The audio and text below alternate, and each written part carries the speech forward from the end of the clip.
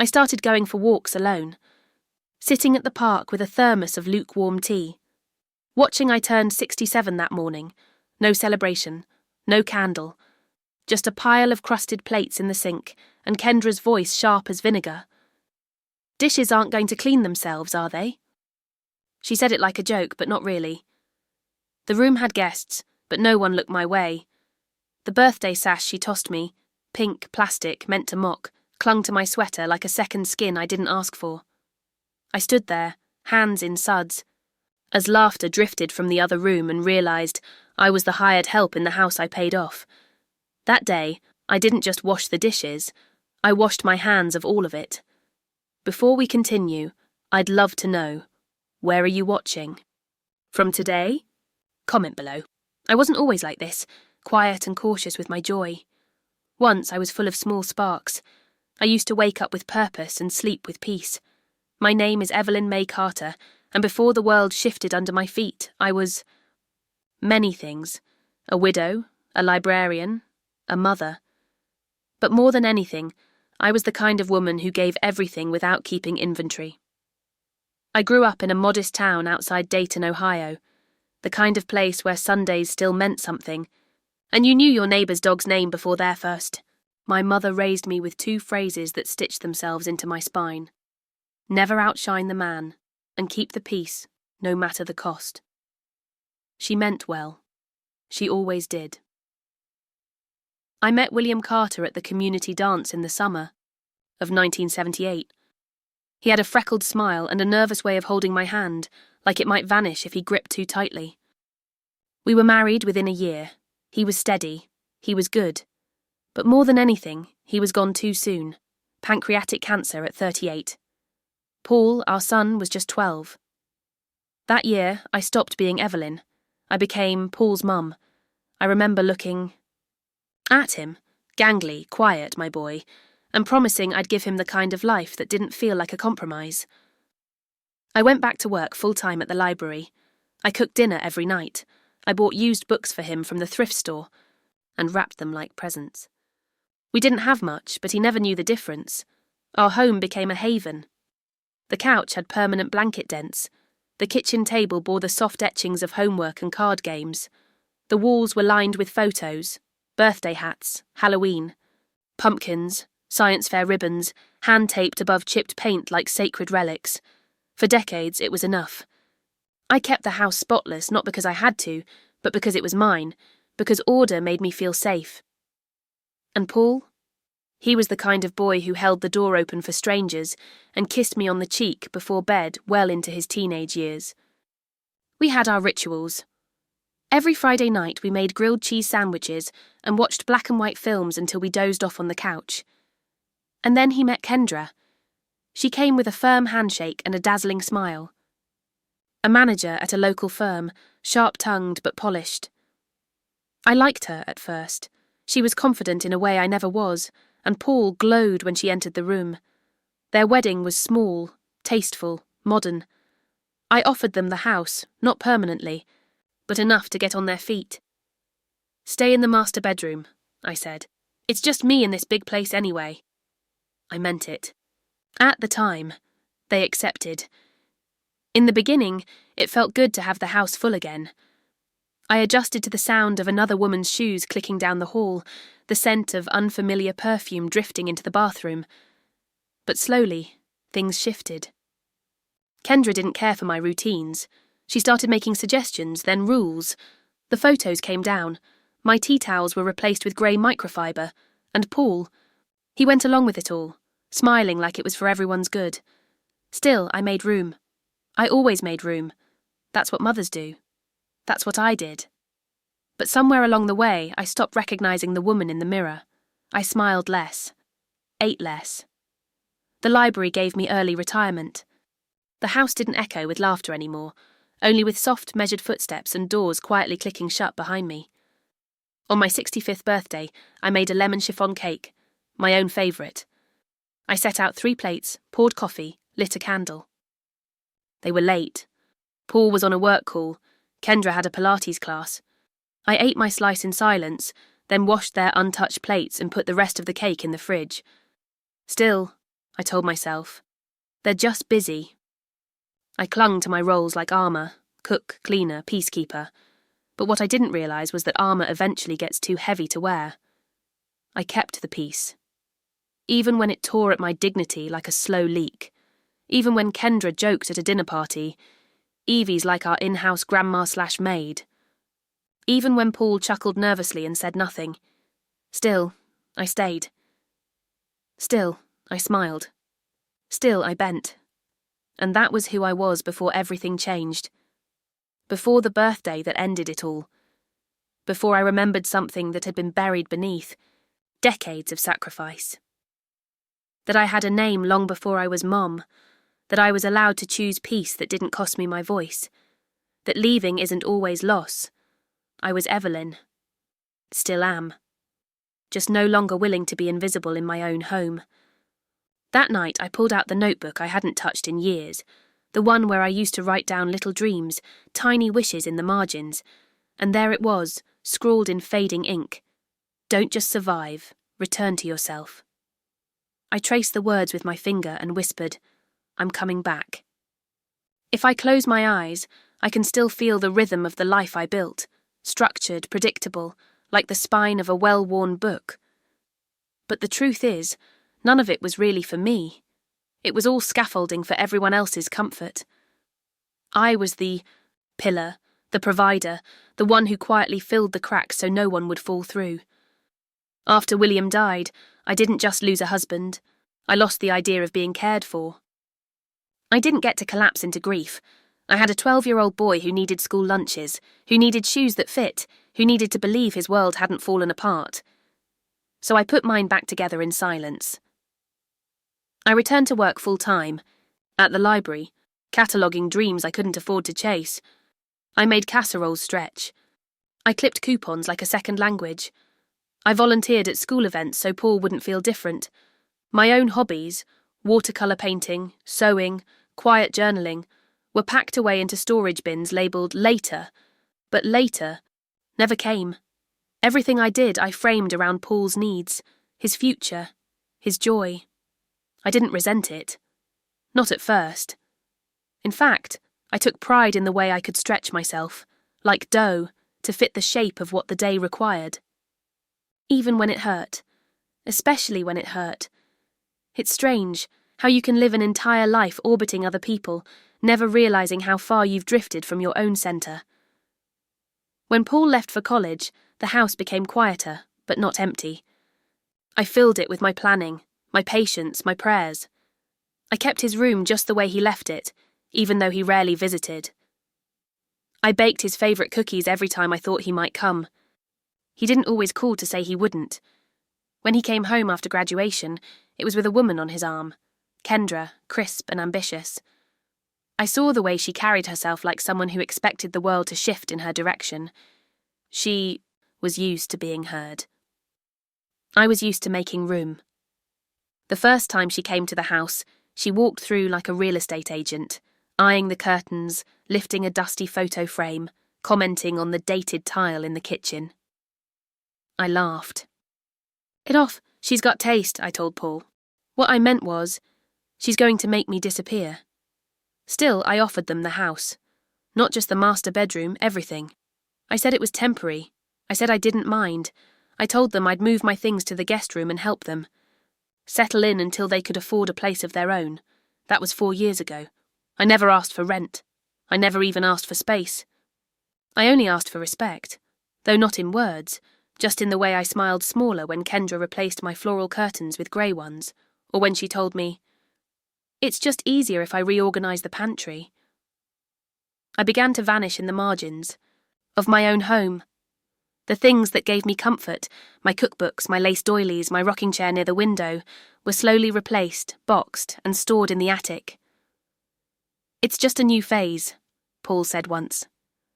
Don't take it personally, but it was personal. This home had been my sanctuary. I had paid every mortgage note with sacrifice. I had stayed up with a sick child under its roof, celebrated birthdays with dollar store balloons, planted marigolds. Along the front walk for the colour William once said made me glow.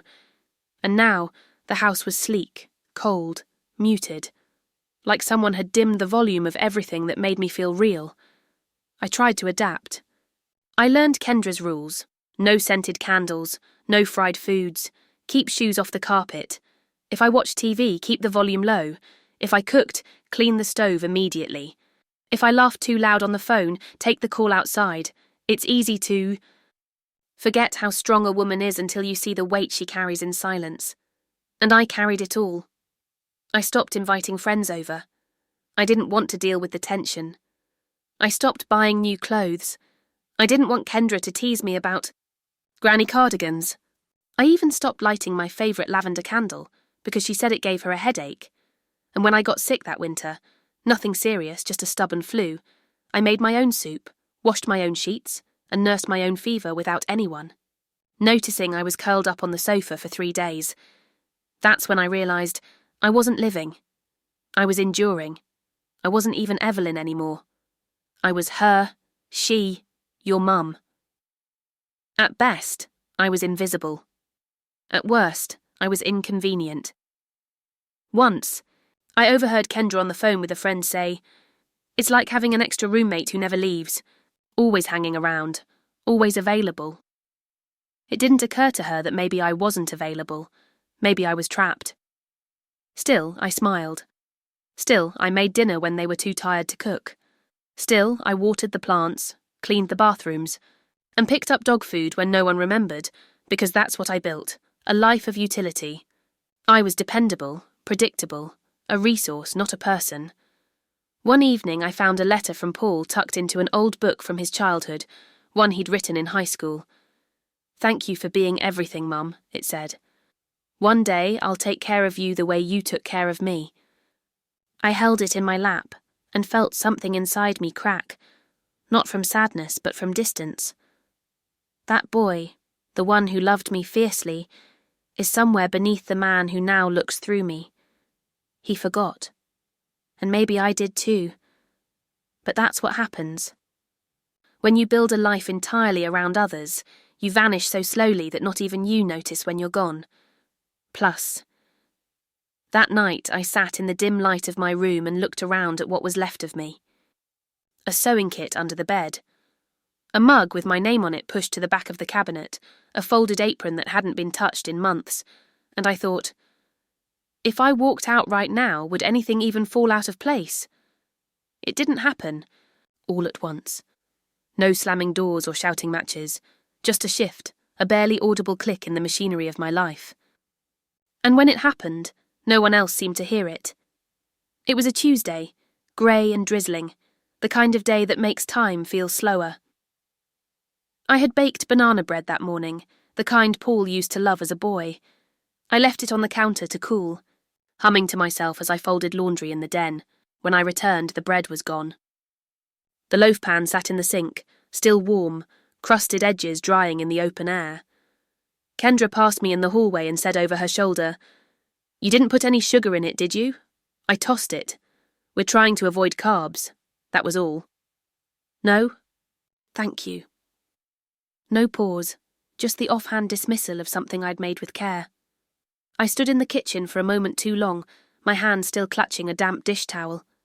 I remember the soft drip-drip of the rain outside and the tick of the wall clock above the fridge. It was 11:42 a.m. I still remember the time, not because it was significant to anyone else, but because it was the first moment I realised I didn't live here anymore. I just occupied space. That afternoon, Paul came home early. He kissed Kendra on the cheek and didn't notice the missing bread. When I asked if he wanted tea, he hesitated. "I'll check with Kendra," he said. Not unkindly, not with malice, just as if that were the natural order of things now. Check. With Kendra. It struck me how many decisions were now routed through her. Whether the thermostat should be adjusted, whether the dog could go on the couch, whether the house should smell like cinnamon or unscented freshness. That night, they hosted a dinner for some of Kendra's co-workers. I offered to help, but Kendra smiled tightly and said, "It's probably better if you just relax. We want things a little more modern this time." "Modern," I repeated, as if the meals I'd made over the years were relics from some embarrassing past. So I stayed in my room, the door closed but not locked. I listened to the silverware clink, the laughter swell and soften. Every so often I caught my name. She's sweet, but set in her ways. I mean, it's basically her house, but it's like she doesn't see the future happening around her.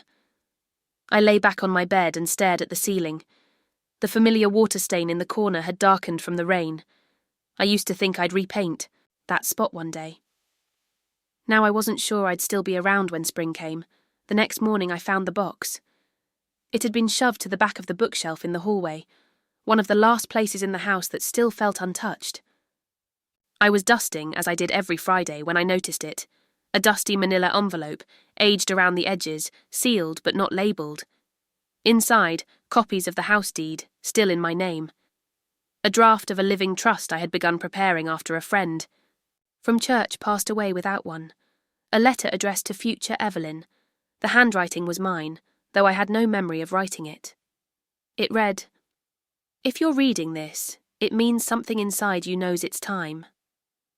I sat on the carpet with that envelope in my lap for almost an hour. The rain had started again. The house was silent. The kind of silence that doesn't feel restful, just heavy. In the days that followed, I watched more closely. Kendra's commands came softer, but sharper. "Would you mind not using the good plates for lunch? Do you really need the radio? On in the mornings? Oh, I already gave your scarf to Goodwill. Thought it was an old one. Little things. Always little things. Paul adjusted too easily. Kendra's just particular." But she wasn't just particular. She was territorial. And I, Evelyn May Carter, had spent a lifetime making space for others. What I hadn't learned until now was how easily that space could be taken once you forgot it was yours to begin with. That Saturday, Paul and I were in the garage looking for a step stool when he said something that slid into me like a cold blade. "Kendra thinks maybe it's time we talk about making the house more ours. You know, putting both names on the deed, updating a few things legally, just for clarity." I nodded slowly. My heart didn't pound. It didn't ache. It just settled, like dust. I looked at him and realised he believed it was his. Not because he was cruel, because I had made it so easy to forget it was ever mine. He went back inside, humming. I stayed in the garage, alone with the bicycles no one rode, and the empty jars I couldn't bear to throw away. That night, I placed the envelope from the bookshelf into my dresser drawer.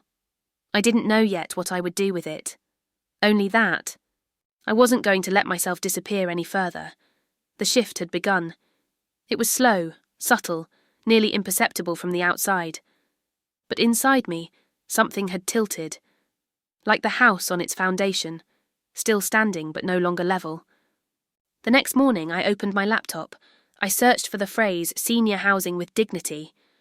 My hands trembled only once, when I clicked "request a tour." No one noticed, and that was the clearest sign yet that I was no longer home. It's not always the shouting that breaks you. Sometimes it's the way someone sighs when you enter the room, the way they set a cup down just a little too hard, the way they forget to say your name for days at a time. At first, I told myself it was just a phase. Everyone's getting used to the new rhythm. That's what I said after Kendra snapped at me for leaving the porch light on. After she rearranged the living room and boxed up the quilt my sister made for me. After she rolled her eyes when I served deviled eggs at Easter because no one eats those anymore. She didn't yell. She didn't curse. She didn't have to. Her disapproval came wrapped in polite suggestions, smiles too tight, compliments with splinters. "You don't have to do the dishes, you seem tired. I moved your laundry to the side. I wasn't sure how you liked your things handled. I scheduled a little cleaning service. It's just easier if we start fresh."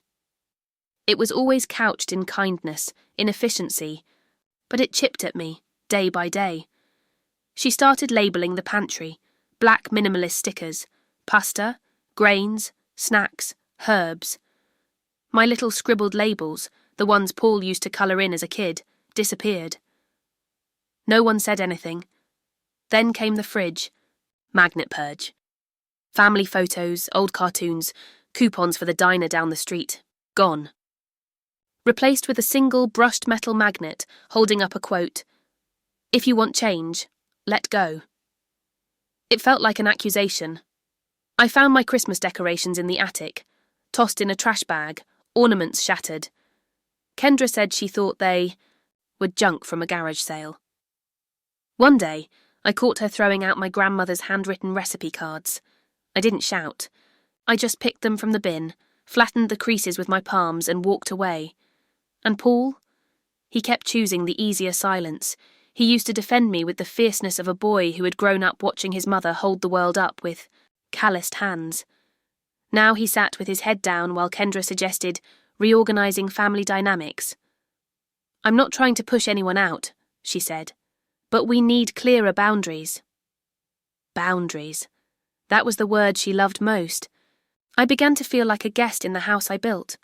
Unwelcome, inconvenient, but too polite to show myself the door. And yet I stayed. Because I kept thinking it would balance out. That she'd soften. That Paul would remember. But all it did was harden the quiet inside me, until it was no longer silence. It was stone. One Sunday morning, I walked into the kitchen and found Kendra wiping down the counter, my apron tied around her waist, the same apron I'd worn since the year Paul was born.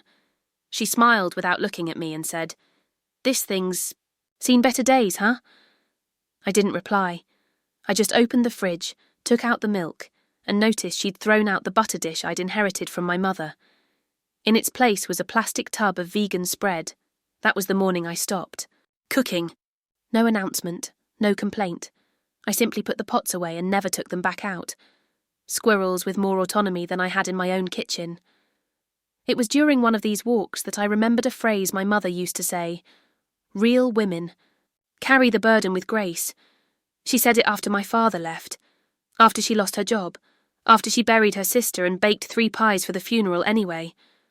I used to think it meant being noble. Now I see it meant being erased. The grace I had been taught was just another word for silence, and yet I missed parts of my life before Kendra. The sound of the house when it was just me and Paul, TV humming, dog barking, pots clanging, laughter, rising from the floorboards like smoke from a warm hearth. I missed belonging. Not just to a place, but to a rhythm, and the shame of it was I had given them the keys to that rhythm, willingly, believing I was making space for their future, not realizing I was giving away mine. But the slights kept coming. "Why do you always sit in that chair? Could you not open the windows? I just adjusted the thermostat.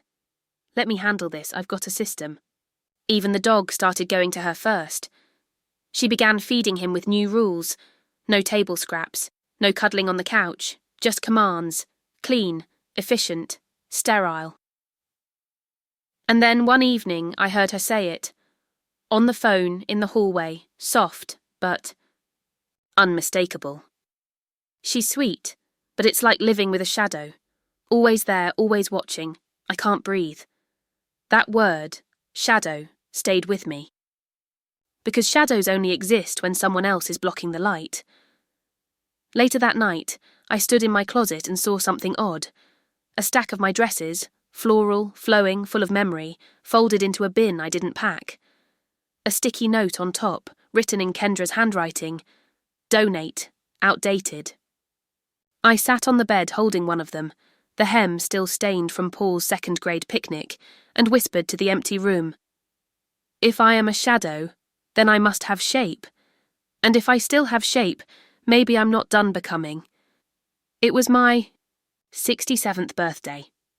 I woke early as I always did, before the sun stretched its fingers across the bedroom walls. I made my bed with deliberate slowness, smoothing each corner with care. I stood in front of the mirror and looked at the woman who stared back, neither sad nor joyful, just still. I brushed my hair, twisted it into a bun, and reached for the soft lilac sweater I'd been saving for the occasion. A small thing, but it mattered to me. No one said good morning. Kendra breezed past in yoga tights and earbuds. Paul was hunched over his laptop at the dining table, deep in emails. The dog barked once and returned to his bed.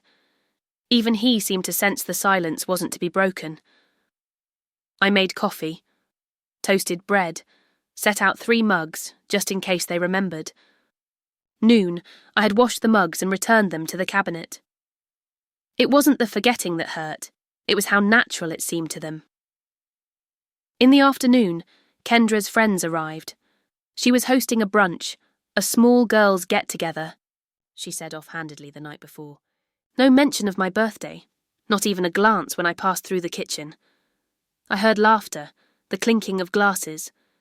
They brought a cake, vegan and minimalist, topped with sliced fruit and gold flakes. Not for me. Of course not. I stayed, out of their way. Then came the moment. It was just after 3 p.m. Kendra was arranging charcuterie on a bamboo tray while I was rinsing out a bowl from breakfast. The sink was already full, dishes stacked in a quiet protest. As I turned to leave, she waved a hand toward the mess. "Evelyn, would you mind? These dishes aren't going to clean themselves." She didn't look at me when she said it, didn't even pause in her arranging, just handed me a dirty plate like I was the help, and in that exact moment, something in me shattered. Not loud. Not dramatic, just final. I took the plate. I washed it. I washed every plate after it, moving slowly, methodically. But I wasn't thinking about soap or water. I was thinking about all the birthdays I'd made special for others, the candles I lit for Paul, the dinners I cooked when I had nothing but rice and hope, the laughter I used to hear in this house when love still lived here. Kendra walked past again, this time with a sash in her hand, plastic, bright pink, the kind you buy at party stores as a joke. "Here," she said. "You're the birthday girl after all." She draped it over my shoulder without ceremony, and walked away. I stood there in a silent kitchen, suds clinging to my wrists, plastic sash digging into my collarbone. I looked down at my hands, wrinkled, tired, familiar. I had given so much with these hands, built a life, carried a child, buried a husband, made peace again and again, and now I was someone's inconvenience on her own birthday. No one noticed me standing there in my lilac sweater, the cuffs damp with dishwater. I finished the dishes, dried my hands, hung the towel on the oven handle with precision. Then I went to my room and opened the drawer. Inside was the envelope, the one I had pulled from the back of the bookshelf weeks earlier. I removed the documents, the deed, the living trust, the letter in my own handwriting. My fingers didn't shake, not this time. I sat down, took a pen, and signed the final page of the trust. The house would go to the women's shelter I had quietly supported for years. I would stay as a tenant with rights until I was ready to leave. When I did, it would be on my terms, and they would not inherit what they assumed belonged to them. Looked around the room, bare walls, a bookshelf thinned of its stories, my favourite armchair squeezed between storage bins. None of it felt like home anymore. That night, I baked myself a small vanilla cake. No frosting, just powdered sugar and a flickering tea light in the centre. I sat at the table with no one around me, wearing the plastic sash like a crown of thorns. Lit the candle, took a deep breath, closed my eyes. And I made a wish, not for love, not for reconciliation, not even for peace. I wished for permission to walk away. And in that moment, I gave it to myself. I slept deeply that night. For the first time in years, I dreamed of running. Not from something, but toward a field I couldn't yet see the end of. When I woke the next morning, the silence was no longer heavy. It was open. Mini flashback prompt. I remembered something strange, something small. When I was 9 years old, my teacher, Miss Halliday, pulled me aside after I helped a classmate clean up his spilled paint. She smiled and said, "You have a quiet strength. People will forget to thank you for it. Don't let that make you forget it's still yours." That memory had been buried for nearly 6 decades, but now it bloomed like something sacred. Engagement prompt. Have you ever remembered something small, just when everything felt like it was falling apart? Would you have walked away or endured more? The following day, I called the co-op community office I'd toured months ago. I said, "This is Evelyn Carter. I'd like to take the unit. the one with the eastern window. The woman on the line said, "We've been holding it for you." I left before sunrise. No notes, no announcements, no last goodbye, just the click of the front door behind me, as soft as the breath I took when I stepped out into the chilled morning air. I had packed slowly the night before. 2 suitcases, a stack of letters, my mother's Bible, and the dusty recipe box I rescued from the trash. Everything else stayed. The floral china, the quilt, even the sash. Let them have it. All of it. I placed the house keys on the kitchen counter in a neat little pile. Next to it, I left the plastic tiara from my birthday, the one Kendra had tossed, onto my bed like a prank. I positioned it carefully, right side up. That was the only message I left behind. I didn't cry. I didn't linger. Because sometimes silence is the loudest goodbye. The cab driver didn't ask questions, and I didn't offer answers. We passed familiar places, my old post office, the corner diner, the park where Paul once fed ducks from my palm. I didn't flinch. I didn't look away. I just watched them pass like chapters I'd already read too many times. By 8 a.m, I was standing in the front office of Rose Hill Cooperative Community. The receptionist, a round-faced woman with a name tag that read Delia, looked up and smiled. "Mrs. Carter," she said, "we've been expecting you."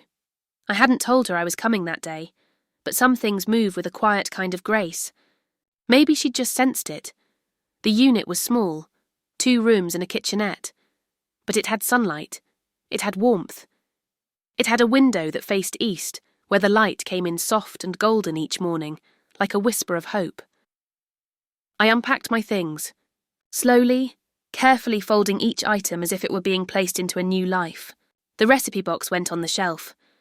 My mother's Bible rested beside the bed. I hung a single photo on the wall. Paul at age 5, toothless grin, arms flung around my neck. I didn't bring the newer photos. I didn't need them anymore. The silence in this place felt different. Not empty, open. Here I didn't tiptoe. I didn't brace for criticism when I brewed coffee or left the window open or played music in the evening. I was just Evelyn. Not Mum, not her, not extra, just me. I spent the first few days in quiet routine, walks through the garden path, tea at the communal table, casual conversations with other women who had stories in their eyes even when they didn't speak them aloud. I joined a book club on Tuesday, a knitting circle on Friday. They didn't ask what I had left behind. I think most of them already knew, just by the way I sat straighter every day. But freedom has a strange echo at first. It doesn't sound like joy. It sounds like space. There were moments I felt like I was floating, untethered. I would reach for a dish towel and forget it wasn't in the bottom left drawer anymore. I would pause mid-sentence and realise there was no one to answer. I would catch myself saying we, and then gently correct to I, and yet. There was peace in the correction. One morning, I walked to the post office and found a letter in the mailbox. No return address. Just my name, in Paul's handwriting. I opened it slowly, palms cold from the wind. Inside was a single sheet of paper. Blank. No words. No apology. Just silence. And oh, how familiar that silence had become. At first I wanted to crumble it, to send it back with a message. You had your chance. But I didn't.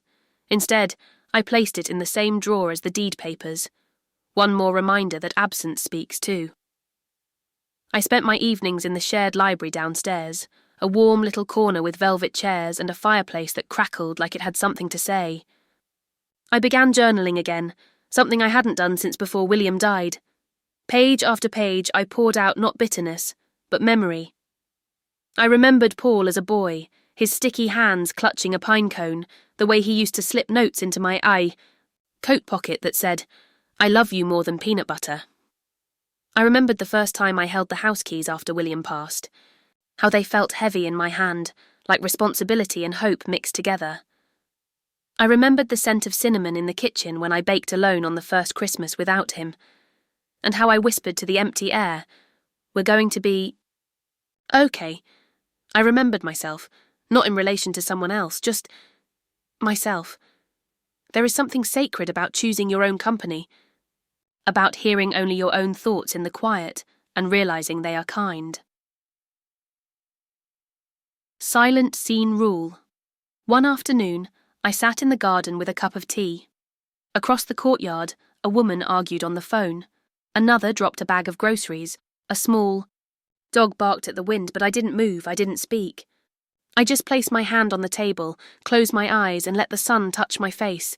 And in that moment of complete stillness, something shifted. Not around me, in me. A kind of power I had never claimed before. The strength of being entirely still, and not needing to explain it. That night, I looked at the empty letter again. Then I folded it into a small square, pressed it flat, and tucked it into my journal. Not as a wound, but as a page I had turned. Tomorrow I'd volunteer at the local shelter, and for the first time in a long time, I didn't feel like I had to be needed. I just wanted to be present. That was enough. It was 3 weeks after I left when Paul came looking for me. I saw his car before I saw him, idling at the curb of Rose Hill like it wasn't sure it belonged there. A mid-sized sedan, silver, still carrying the rusted dent on the back bumper I'd warned him about years ago. It was strange, the details that stood out, the sound of the blinker ticking, the way the engine hummed nervously. He got out slowly, holding something in his hands. A folder. Manila. Familiar. I watched from the window of the common room, fingers wrapped around a lukewarm cup of tea. I didn't move. I just waited. When he reached the door, I met him halfway down the corridor. "Hi, Mom," he said, as if it were any other visit. His voice was soft, but his eyes darted like a man trying to catch a truth before it escaped. I said nothing, just opened the door to my unit and let him step inside. He looked around, the way people do when they realize they've underestimated something. The light coming through the east window made the room look gentler than it felt. Still, he took it in, the small bookshelf, the neatly folded quilt on the bed, the absence of anything that reminded him of himself. "You really left," he finally said, settling onto the edge of the chair across from me. "I thought maybe you were just taking a break." "No," I said, setting the tea down. "I left." There was a beat of silence. Then he placed the envelope on the table between us. "This was on your desk," he said. "I didn't open it. Kendra did." I nodded. "Of course she did. She's not happy." I let the air hang for a moment before replying. "I'm not surprised. She said you tricked us, that you pretended to give us the house, that you were waiting to punish us." I smiled at that. Not because it was funny, but because it was the kind of lie that people tell when the truth is too small to excuse the damage. "I didn't trick anyone," I said. "I never signed it over. You assumed." "But why the trust?" he asked. "Why not leave it to me? I'm your son." And there it was, the twist. He wasn't asking about legality. He was asking about loyalty. I leaned forward slightly, hands folded in my lap, because it stopped being a home the moment I was no longer allowed to exist in it. He opened his mouth, then closed it. I could see the words coming and going, justifications, explanations, weak little phrases like, "You never said anything," or "We didn't mean to hurt you." But they never left his lips. I reached for the envelope and opened it myself, sliding out the contents. The deed, still in my name. The living trust papers. The letter I'd written in trembling script months earlier. "This house is not my apology." I placed the letter in front of him. "This was the only thing I wanted you to see," I said. "Not because I'm angry, because I'm finished." He picked up the letter and read it, slowly, word by word. His face fell in degrees, not dramatically, just like a person beginning to thaw and realizing how cold they've been. "She always said you were too quiet," he whispered, "that you'd never do something like this." I didn't respond. "She said you'd forgive us, that you always do." Still, I said nothing. He looked at me like he was seeing something unfamiliar in someone he used to know by heart. Maybe he was. I kept thinking you'd come back, he said. That we'd talk it out. You and Kendra could find some way to, I don't know, go back to the version of me that was easier to ignore. He looked down. I didn't want to hurt you, he said quietly. I nodded. But you didn't want to protect me either. That's when I saw the real twist. Not the paperwork, not the trust, not the house. The real twist was that Paul never meant to betray me. He just thought I'd always be there. That my love came with no terms, no expiration, no boundaries. He mistook endurance for permission, and that was the deepest cut of all. He reached for the photo on the shelf, him at 5 years old, beaming. I miss this version of us, he whispered. I do too, I replied, but I can't shrink back. Into her just to keep the peace. For a while we sat in silence, not the suffocating kind, the sacred kind. The kind that comes after something has been broken and both people are staring into the gap, unsure of how far down it goes. Then he stood up. I guess this means we're not getting the house. No, I said. But you never really lost. It. You just never understood what it cost to keep it. He nodded, looked like he wanted to say something else. Then stopped himself. I walked him to the door. I'm sorry, he said at last, but not with his mouth, with his eyes, with the slow way he reached for the doorknob, as if asking for permission to leave. I didn't stop him. He turned once before stepping out, squinting against the morning light. Hope you're happy here, he said. I am, I replied. And for once I don't owe that to anyone but me.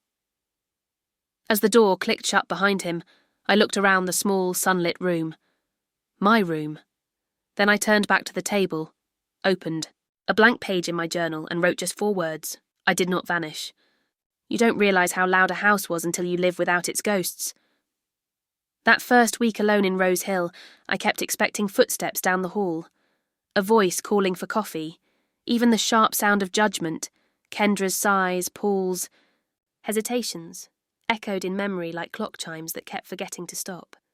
But then the silence deepened, and I found that it wasn't hollow, it was clean. I didn't throw myself into reinvention. I didn't chop off my hair or join 10 new clubs. I didn't write manifestos or purge my past.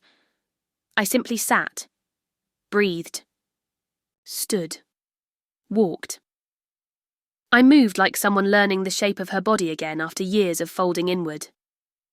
In the early mornings, I made myself tea, Earl Grey with honey, and stood by the window facing east. That light felt like a balm. I would sip and say nothing, just watch the warmth stretch across my modest room and settle on the floor like a pet curled in devotion. I didn't try to fill the hours. I tried to feel them. I opened the recipe box I'd saved from the trash, each card still faintly tinged with nutmeg and thyme. My mother's handwriting had faded, but the loops and lines still felt like a hand resting gently on my shoulder. I picked one at random, apple cinnamon bread, and baked it just for myself. It wasn't perfect. The crust was too dark. But I sat at the little kitchen table with my tea and a single warm slice, and I smiled. I didn't share it. I didn't apologise for it, and that, in its quiet way, felt radical. I took walks. Slow ones. I walked not for fitness or errands, but simply to be among trees and sidewalks that didn't know my history. I passed strangers and smiled. Some smiled back, some didn't. It didn't matter. I didn't need to be seen. I just needed to exist. At the co-op, I joined the Tuesday knitting group, not because I needed new scarves, but because the room was warm and the women laughed without bitterness. I didn't speak much at first, but I listened. Stories unfolded, in loops and tangles. Lost husbands, adult children who only called when they needed money, marriages that outlasted love but not silence. I wasn't alone in my aloneness. That helped.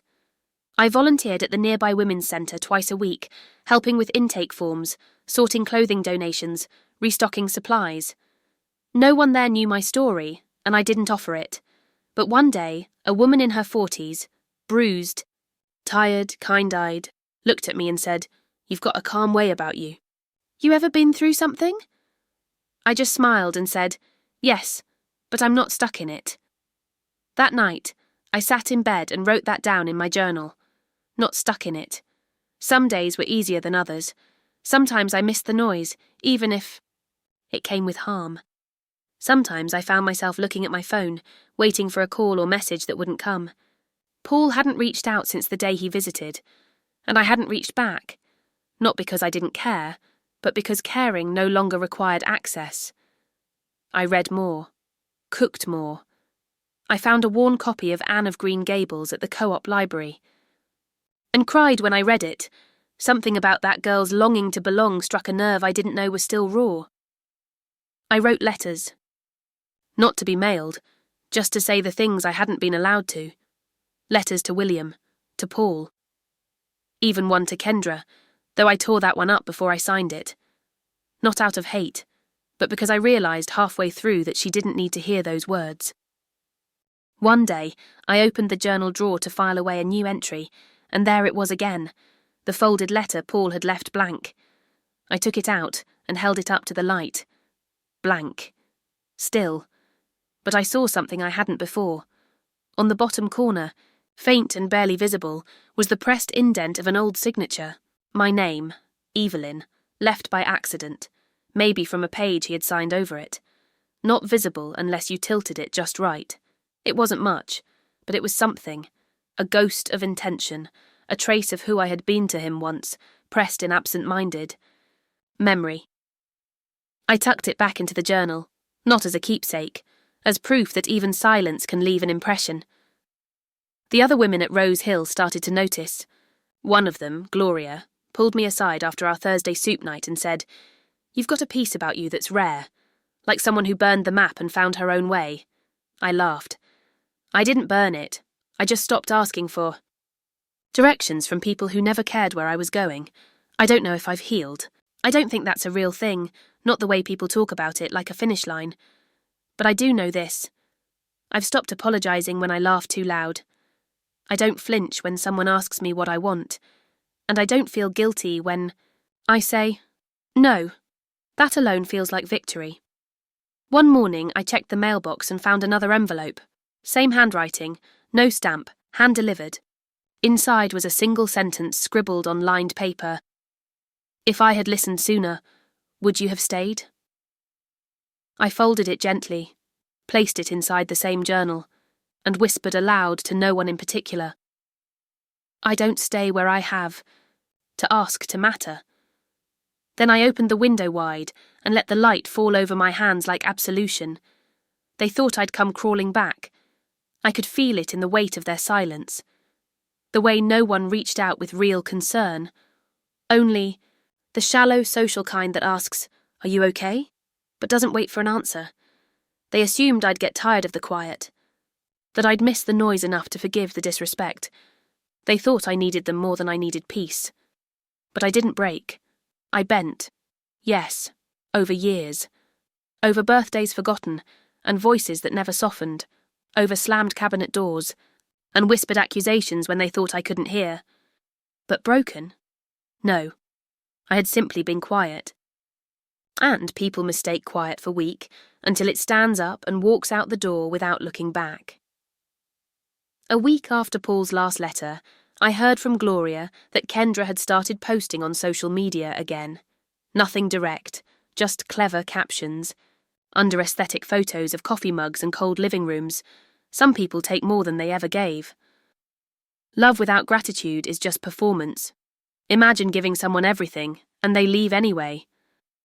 Gloria, bless her heart, read them aloud to me in the community garden, holding her phone like it was a wine glass.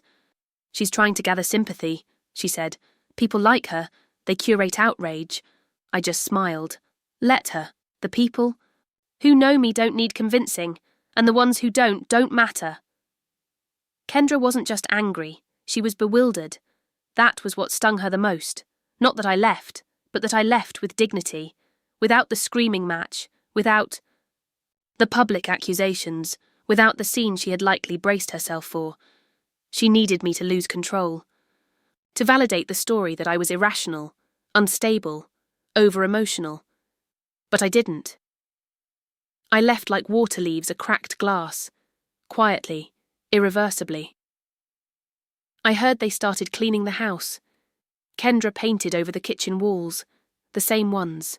Paul and I had stenciled together when he was 12. She cleared out the attic, donated all the boxes I had labelled memories. She even replaced the doorknobs, symbolic, I suppose. She couldn't change the deed, but she could erase the fingerprints. Paul, meanwhile, returned to work. I imagine he threw himself into it, just like he always did when life became too hard to face. I pictured him alone at that table where I once set his breakfast, answering emails under dim light. The same man who asked me, at age 7, if the moon could hear our secrets. I didn't reach out. Not out of bitterness, out of truth. Because my silence wasn't punishment, it was protection. I heard through a former neighbour that Paul had started asking around about the trust, whether it could be undone, whether there was wiggle room. There wasn't. That trust, legal, binding, witnessed, wasn't about revenge, it was about legacy. I had named a women's non-profit as the beneficiary for when I passed, not out of spite, but out of recognition. I wanted the walls I built to shelter someone who knew what it meant to be unseen. Still, the gossip came. Someone from church called to say she'd been praying for me, which usually means they'd heard only half the story. Another asked if I regretted walking away.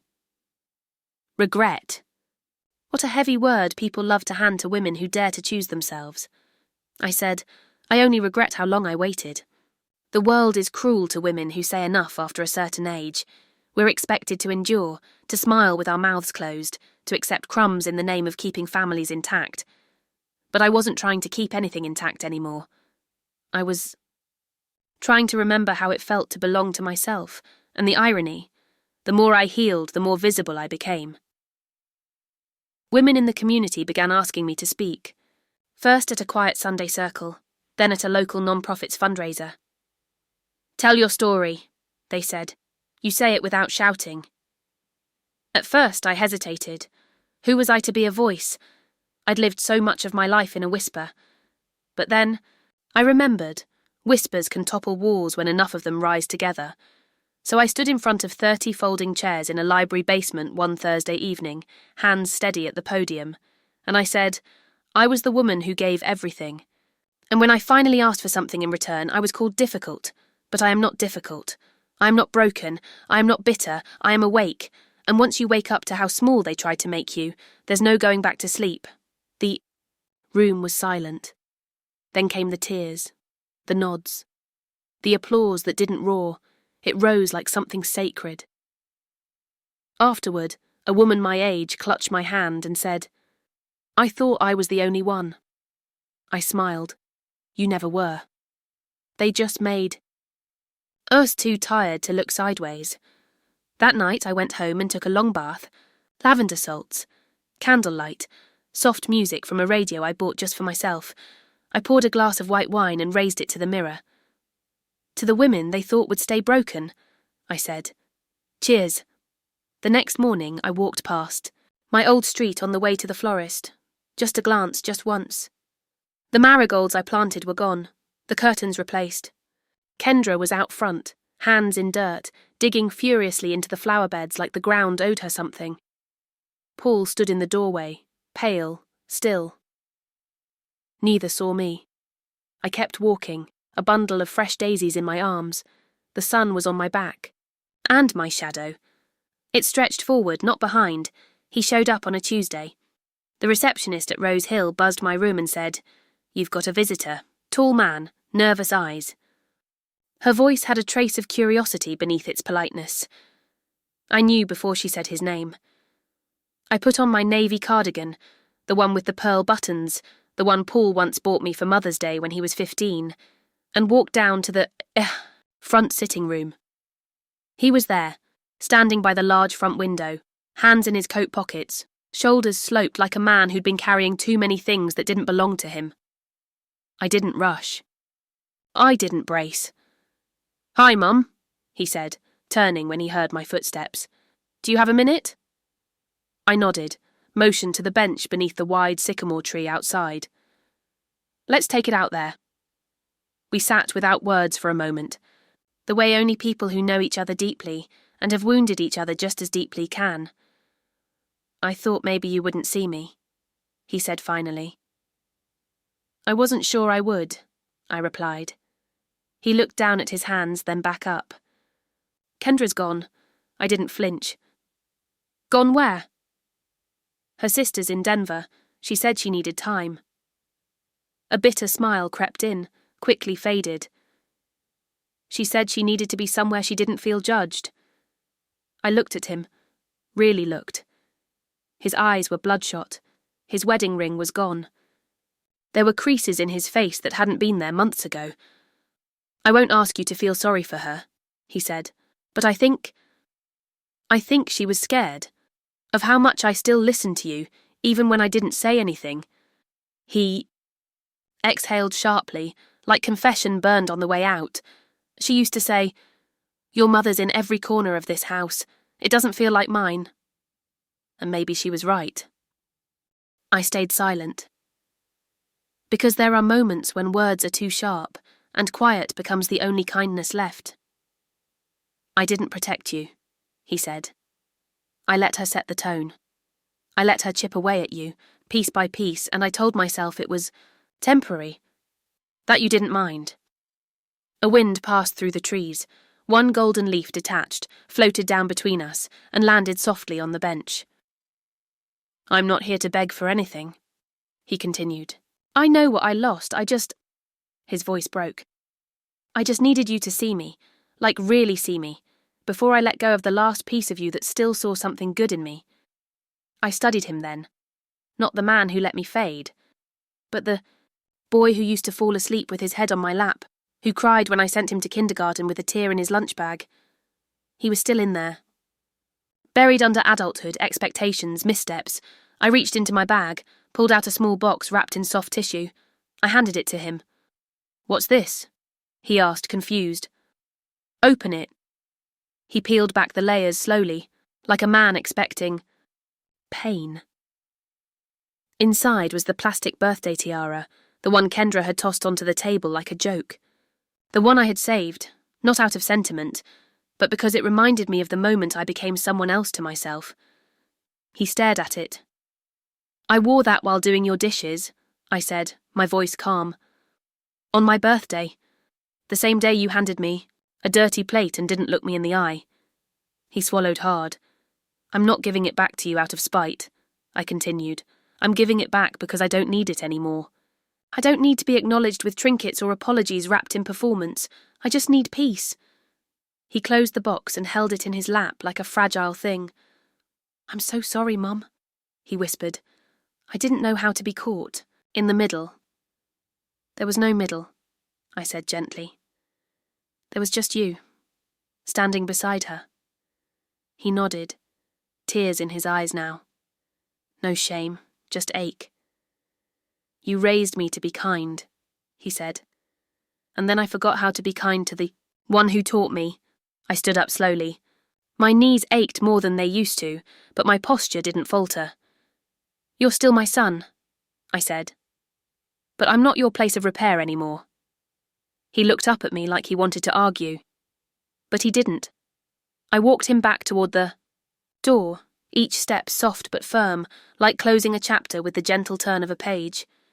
He paused at the entrance, turned back. You always had more strength than I gave you credit for. I didn't, I said. Not then, but I do now. Silent scene rule. He looked like he might say more. Instead, he reached out to hug me, then stopped, waiting for my permission. I didn't move, I didn't offer. Instead, I placed my hand on his chest for a brief moment, right over the spot where his heart beat beneath fabric and time. Then I opened the door, and he walked out. No goodbye, no promise, just sunlight falling across the floor where he'd stood.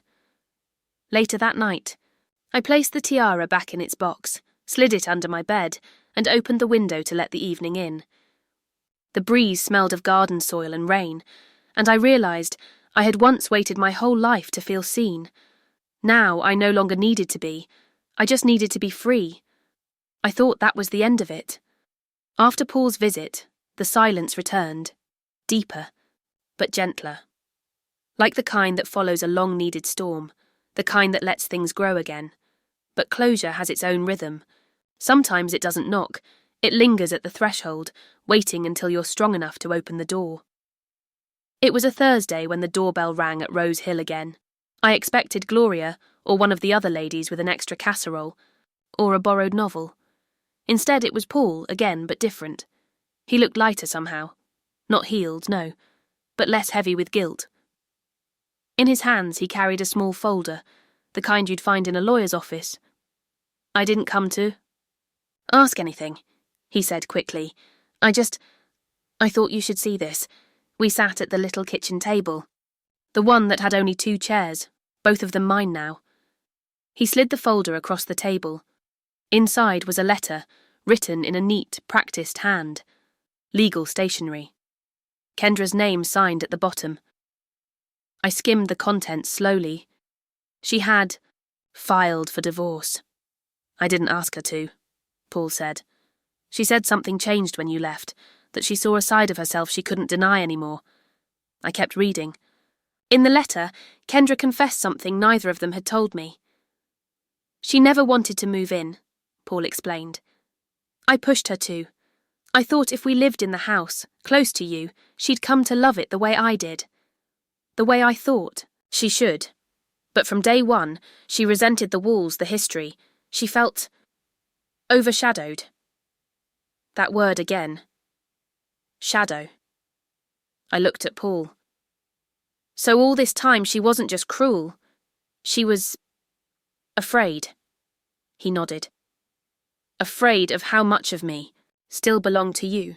I let that settle, because the truth had arrived, not sharp and bitter, but soft and sad.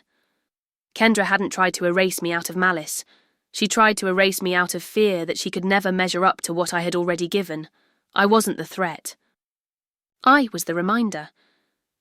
"She didn't know how to share you," I said. "And I didn't know how to stand between you," he admitted. Then he paused. "But I've learned something." He reached into his coat pocket and placed something on the table. It was the photo of him at age 5, the same one I'd left out on my shelf, now in a wooden frame. "I've been carrying this in my car," he said. I look at it when I forget who I was before everything got so loud. We sat for a long time, just breathing in the past and letting it settle. Then I did something neither of us expected. I reached over, placed my hand over his and said, "You don't have to earn your way back into my heart. You never left it." His head dropped, and I saw his shoulders shake. Not from grief, but from release.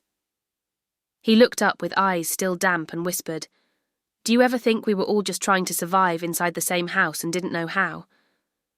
"Yes," I said. "But some of us stopped asking if survival was the only way." Reversed perception twist. That was the moment I saw it, not just Paul's regret, but his own quiet heartbreak. He hadn't failed me to be cruel. He had failed me because he had never been taught how to hold 2 loyalties without dropping one. And when it came time to choose, he defaulted to peace, not realizing peace without protection is just permission to harm. I had spent years believing he'd become indifferent, but really, he had just been afraid. Afraid of being the bridge between 2 women, when he hadn't learned how to anchor either side. And that realization didn't soften the truth, but it gave it shape. Not every wound comes from intention. Some come from weakness, and weakness unacknowledged can do more damage than rage. Paul stood to leave after an hour. No promises this time, no fixing. Just a warm squeeze of the hand and a glance that said, "I see you now." Before he walked out, he turned back once more and said, "Mum, I always thought you were the calm in the storm. But now I realize you were the storm. You just never let it destroy us." I smiled faintly. Storms don't destroy when they come to clear the air. That evening, I pulled the tiara from beneath the bed and placed it on the bookshelf. Not as a joke, not, As a shame, but as a relic. Let them think what they wanted. I wore it once in humiliation. Now it sat as a crown of survival, and I needed no one to bow. The word revenge never fit in my mouth. It tasted too bitter, too sharp, like something someone else had whispered into my story. No, I never wanted revenge. I wanted air. I wanted to walk into a room and not brace myself. I wanted to live without folding myself in half so someone else could feel whole. And here, in this small, borrowed apartment, with its creaky floors and stubborn faucet, I had that, on my 68th. Birthday. The women of Rose Hill threw me a modest lunch in the common room. Nothing extravagant, just tuna salad sandwiches, lemon squares, a few wildflowers in a mason jar, and a small card that read, "To Evelyn, proof that roots can grow, again even after frost." No one brought gifts. No one needed to. We brought stories. And that was enough. I laughed that day. Genuinely. Deeply. I laughed so hard I had to hold my stomach, and I didn't worry that my laugh was too loud or that it made me look foolish. Because here, among women who had also walked away from houses that never heard them, I didn't have to explain the joy of being left alone with your own peace. I wore a cardigan with a wine stain on the sleeve. I ate cake with real butter. No one said a word about the calories or the clutter or the candles. We sang off key. We didn't match the tableware. It was perfect. After everyone left, Gloria stayed behind to help clean up. She handed me a stack of plates and said, "You know, you could have destroyed them. Burned the place down, figuratively, of course, but you didn't."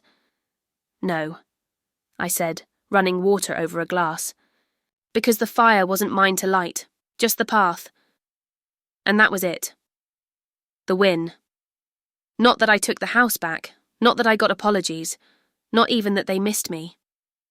The real victory was that I remembered who I was before I was useful. Before I was convenient, before I was required to be everything for everyone while asking nothing in return. You see, revenge asks for their pain, but dignity only asks for your own healing. I no longer needed them to see me clearly. I saw myself. I began tutoring at the local shelter on Tuesday mornings, basic literacy, resume writing, budgeting skills. Women younger than me, and older too. Women with bruises that didn't show up on skin. Women with fire in their voices, but ashes in their eyes. One of them, Marla, asked me, "Weren't you angry?" I paused, thought it through. Then said, "Yes, but anger doesn't always have to roar. Sometimes it just has to walk away." That became my way. Quiet, firm, whole. Paul called sometimes now. Not often, but when he did, it wasn't out of obligation. It was out of awareness. He didn't rush the calls. He didn't ask for anything, he just listened. And when I told him I was teaching again, just in a small way, he said, "I think Dad would be proud." That mattered. Not as permission, just as witness. Kendra never reached out again. I didn't expect her to. People like her often rewrite their stories to avoid the weight of them. She'll go on, she'll build something new, and maybe one day she'll understand what she discarded, or maybe not. That's her road to walk. Not mine, because I finally stopped collecting debts I was never owed. I don't know what will happen in 5 years. Or 10. But I know that this life, this quiet, unremarkable, dignified life, is my own. I water my plants. I write in my journal.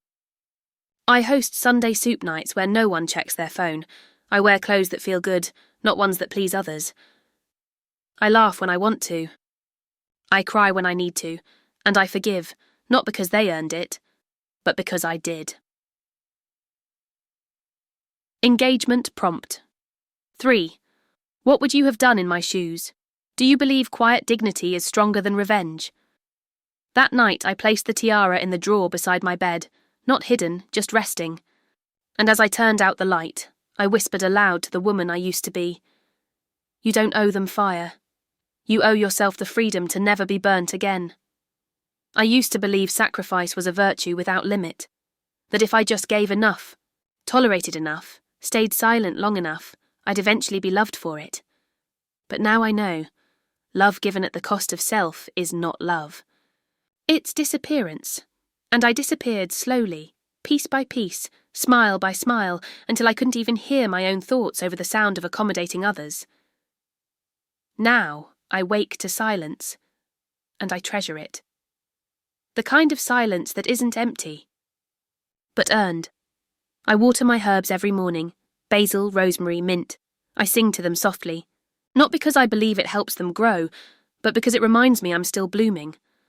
Some days I sit with women half my age, guiding them through job applications and custody paperwork, and I wonder how long we'll keep telling women that strength looks like staying. I don't tell them to leave their homes. I don't tell them to fight. I tell them the truth. You get to decide what peace looks like for you, and you are allowed to choose it. Not everyone understands the path I took. Some still believe I was selfish. They say I abandoned my family, walked away from my son. But I didn't walk away from Paul. I walked toward the only part of him that still saw me. And maybe, just maybe, that's what made it possible for him to find it again too. Kendra remains a closed book. That's all right. There are people you forgive without opening the door again. I think we mistake forgiveness for reunion. But sometimes forgiveness is just the quiet act of saying, you no longer get to hurt me, and then closing the chapter. The house I gave up. It was just wood and walls in the end. What mattered was what I carried with me, the recipes, the memories, the quiet strength that had gone unnoticed for so many years, even by me. Sometimes I sit at the window with my tea, and I remember a younger version of myself, standing at the sink in that house, plastic tiara tilted on my head, birthday sash, clinging to a sweater gone damp at the cuffs. She stood in that kitchen with suds on her hands and shame tightening around her throat like a collar. She thought that was her fate. To be useful, not seen. To be present, not cherished. To be loved, but only when invisible. And if I could step back into that room now, I'd take her hand. I'd wipe the water from her wrists. I'd place the crown gently on the table. Not in protest, but in peace, and whisper, "This is not your ending," because it wasn't. I live now in a place where no one calls me selfish for reading books all afternoon, where dinner is what I crave, not what others expect, where I am not a caretaker, not a placeholder, just Evelyn. And isn't that something, to be just who you are, not what they made you, not what they needed you to be, but simply yourself, without apology. I still write in my journal every night. Last week I flipped to the very first page, the one where I had written months ago in faded ink. Don't just survive. Return to yourself. And I smiled. Because I did. I returned to the girl who used to love lilac skirts and cherry pie, to the young woman who dreamed of travelling the Blue Ridge Parkway in autumn just to see the leaves turn, to the mother who still makes tea the way her husband liked it, even though he's long gone, to the woman who once believed her strength only counted if no one saw it shake. Now I let it shake. And still, I stand. This life I've built, it's not big, it's not loud. It doesn't come with applause or thank you cards. But it is mine, and for the first time in a very long time, that is more than enough. I still keep the tiara. It sits in the drawer next to my Bible and my best pen. Not as a symbol of humiliation anymore, but as a reminder of the day I washed. More than dishes. I washed away the need to be chosen, and in doing so I chose myself. And in washing my hands, I found they were never dirty to begin with, only waiting to be free.